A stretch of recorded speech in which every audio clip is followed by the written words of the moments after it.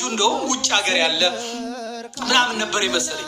እዛው ኢትዮጵያ ተቀምጦ እዚያው አዲስ አበባ ሆኖ እዛው ናዝሬት ሆኖ እዚያው ጅማ ሆኖ እዛው ሆኖ ሲፈልጉ በኦሮምኛ ሲፈልጉ በአማርኛ መልስ መመለስ የሚችል ልጅ ሆኖ ነው ያገኘው።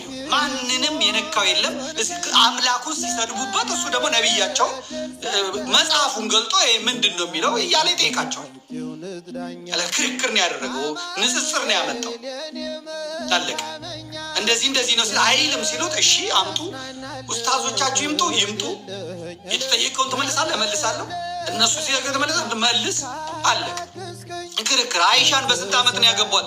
በ6 ዓመት፣ በ9 ዓመት፣ በ6 ዓመት አገቧት፣ በ9 ዓመት ገቡባት። እንዴት በህፃን ልጅ እንደዚህ ያገባሉ? ነብዩ 52 ዓመታቸው ነው። ጥያቄ ነው የሚያነሱት።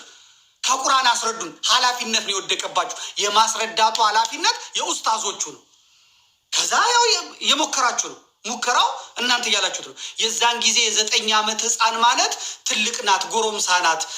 የዚህን ጊዜ ከዚህኛው ዘመን ጋር አታነጻጽሩት። የለም ግን እንደዛ የሚል ከዛ ይመጡና የነብዩ ልጅ በ13 ዓመቷ ነው በ14 ዓመቷ ለጋብቻ ስትፈለግ አይቻልም፣ አልደረሰችም ብለው ከለከሉ ይላል ቁርአኑ። ይኸው እዚህ ቦታ እሳቸው የ6 ዓመት አግብተው እንደገና ደግሞ ይሄን ጥያቄ ነው ያነሱት። ከቁርአኑ ነው ያመጡት። ይህም መመለስ የነሱ ነው።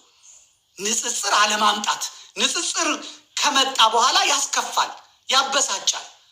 በተለይ ደግሞ ያልተማሩትን ግልብ ስሜት ላይ ያሉትን ለማስቆጣት ይጠቀሙባቸዋል።